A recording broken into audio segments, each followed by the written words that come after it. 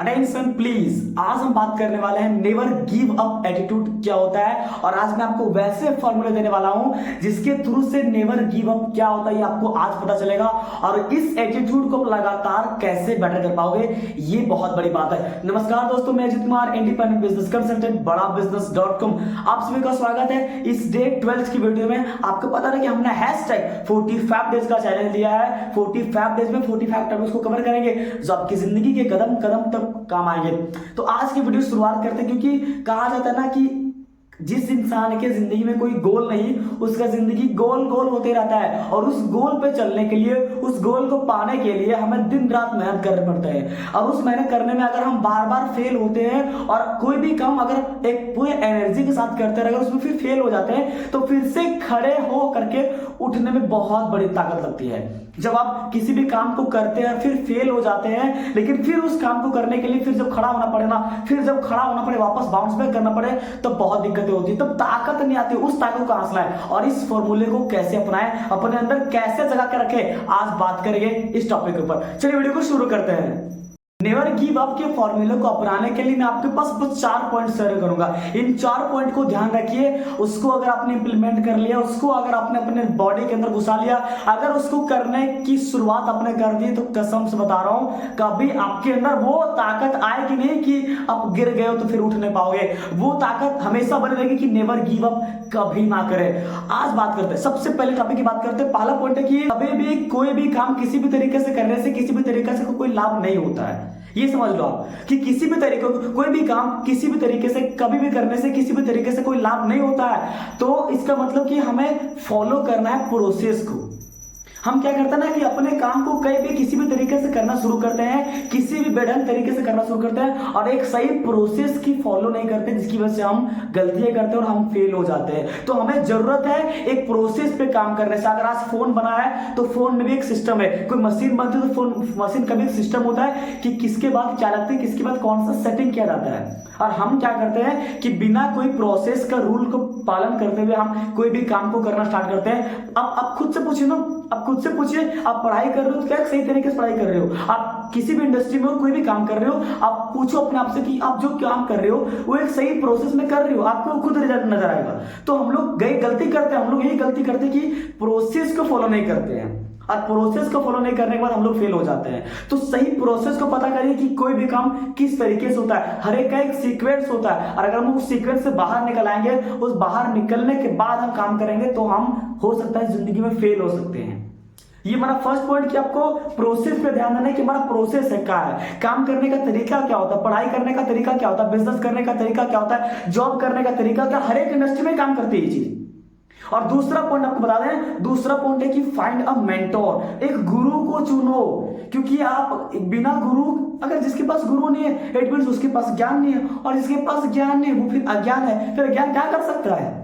आप एक बात जान रखिए कि अगर आपको जिंदगी में आगे बढ़ना है तो आप जिस फील्ड में हो, आपको अपने फील्ड के गुरु को चूज करना पड़ेगा। आज आप जिस फील्ड में हो, आप सोचो कि आप किस फील्ड में हो, आप जॉब करना चाहते हो, बिजनेस करना चाहते हो, अब क्या है, आपको कोई लोग कहते हैं हाँ जी सीख लेते हैं, हम तो बहुत सारे गुरु मेरे, हम तो उससे सीखते हैं उससे सीखते हैं। अरे भाई, अगर आप ये बात बताओ, अगर आप सीखना चाहोगे कि हम शेफ कैसे बना जाता है, तो क्या आप इंजीनियरिंग के किसी भी कितने अच्छे इंजीनियरिंग स्टूडेंट से आप शेफ की क्वालिटी को सीख सकते हो क्या? आपको अगर शेफ कैसे बना जाता है, अच्छा शेफ कैसे बनते हैं, आपको तो 5 स्टार होटल से सीखना होगा ना। होटल के मैनेजर होते हैं जो अच्छे होते हैं, उनसे सीखने की जरूरत है। अगर आप बिजनेस करना चाहते हो तो क्या बिजनेस आप किससे सीखोगे? क्या जॉब करने वाले से बिजनेस सीखोगे आप?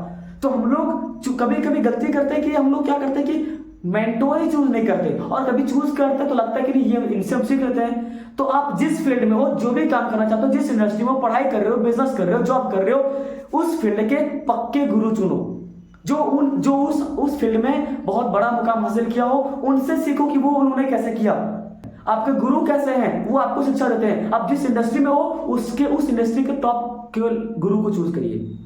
ये दूसरी बात। अच्छा, कुछ लोग सोचते हैं अच्छा सर आपने तो पहले बताना था गुरु के बारे में, सेकंड बताना था प्रोसेस के बारे में। नहीं, अगर मैं पहला प्रोसेस के बारे में नहीं बताता तो आपको समझ में नहीं आता इंपॉर्टेंट कि गुरु की इंपॉर्टेंस क्या होती है। जब आप स्टेप बाय स्टेप प्रोसेस को फॉलो करेंगे ना, तो आपको उसमें जब याद आएगा ना कि गुरु का रोल कितना इंपॉर्टेंट होता है, तो आपको गुरु की अहमियत पता चलेगी, उनकी इंपॉर्टेंस पता चलेगी।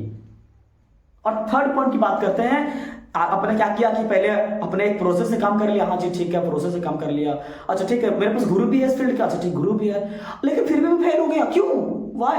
अब सोचिए, दिमाग लगाइए कि क्यों फेल हो गया। मेरे पास प्रोसेस भी था, मैंने प्रोसेस से काम भी किया था, अब मेरे पास गुरु भी था, अब गुरु से मैंने सीखा भी था, फिर भी फेल हो गए। ओह अच्छा, मैं इसलिए फेल हो गया, इसका मतलब fail but learn from it. अब फेल हो जाओ कोई दिक्कत नहीं है, लेकिन उससे सीखो। ये तीसरी बड़ी क्वालिटी की कोई बहुत तीसरा ही नहीं कर पाते लोग। किसी के पास मेंटोर है, ठीक है, कोई प्रोसेस से काम कर रहा है, ठीक है, अब गलती हो गया, उससे सीख ही नहीं रहे। जब गलती हो जाती है ना, तो पीछे की गलती को पकड़ लो, उसको जकड़ लो, जब तक उससे कोई सीख ना मिले तब तक उसको छोड़ो नहीं। क्योंकि कोई भी गलती तब होती है जब आपसे वो चीज नहीं जाना जाता है। जब कोई भी गलती तब होती है जब आपको उस चीज की जानकारी नहीं होती है। तो अगर गलती हो गई, इट मींस आपको उस जानकारी होनी चाहिए कि आप गलती हुई क्यों। आप उसको अगर सुधार लेते हो तो फिर कभी गलती हो गई नहीं। तो आप बताओ 3 पॉइंट में आप क्या, आपके अंदर नेवर गिव अप का फॉर्मूला नहीं आएगा, आपके अंदर नेवर गिव अप एटीट्यूड नहीं आएगा क्या?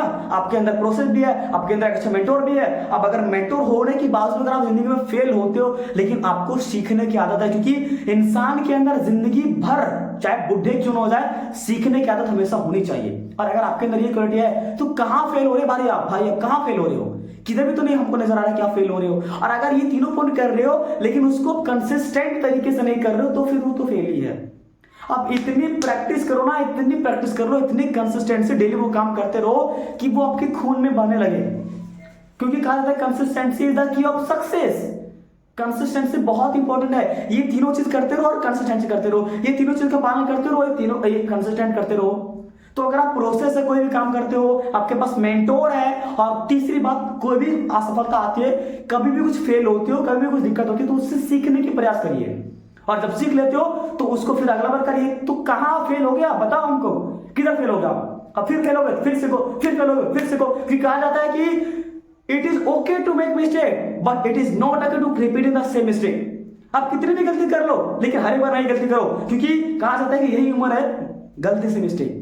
तो नमस्कार दोस्तों, वीडियो काइंड करते हैं। अगर वीडियो अच्छा लगा हो तो शेयर करिए, और शेयर करके वीडियो को सब्सक्राइब, चैनल को सब्सक्राइब करना बिल्कुल ना भूलें। अब मिलते हैं आपसे छोटे से ब्रेक के बाद। आप सभी का प्रेम पूर्वक बहुत बहुत धन्यवाद।